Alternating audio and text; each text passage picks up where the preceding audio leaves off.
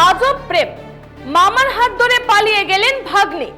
চাঞ্চল্য বরখলায়। অন্ধপ্রেমে জড়িয়ে লাজে লজ্জার মাথাকে নিজ মামার হাত ধরে পালিয়ে গেলেন এক ভাগ্নে।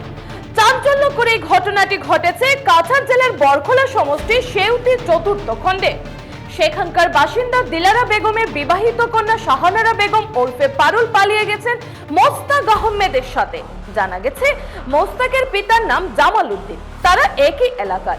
এমন কাণ্ডে মোস্তাকের পিতা নিজ পুত্রকে ত্যায্য পুত্র করে সিদ্ধান্ত সহ প্রশাসনের হস্তক্ষেপ কামনা করেন। ভুক্তভোগী এই পিতার কথায় পারুল ও মোস্তাকের অবৈধ প্রেম সম্পর্ক ওয়াকিবহাল ছিলেন দিলারা বেগম। তাদের প্রেমের ভিডিও ইন্টারনেটে ভাইরাল হলো, নীরব ছিলেন দিলারা। এমন কাণ্ডে এলাকার সর্বত্র নিন্দার ঝড় বইছে। কুকর্ম কারণে আমি গাঁও দেশত মুখ যাইতে পারলাম না।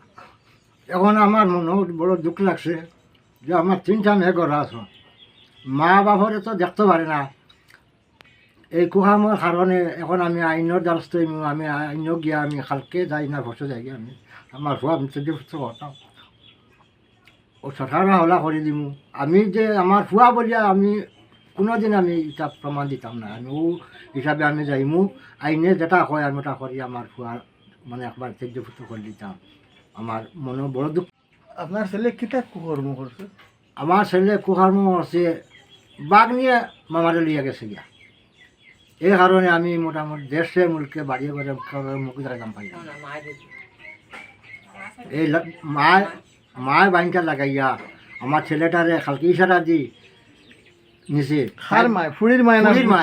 ফুড়ির মায় আমার ছেলেটারে খালি ইশারা দি যার থেকে নিছে নিয়া তার ফুড়ি মামার লোকে দিলাইছে। তার বোন তার ভাই সম্পর্ক লাগে আমার ফুয়া, কিন্তু আমার ফুয়াটা তার ফুড়ি লোক লাই দিলাইছে।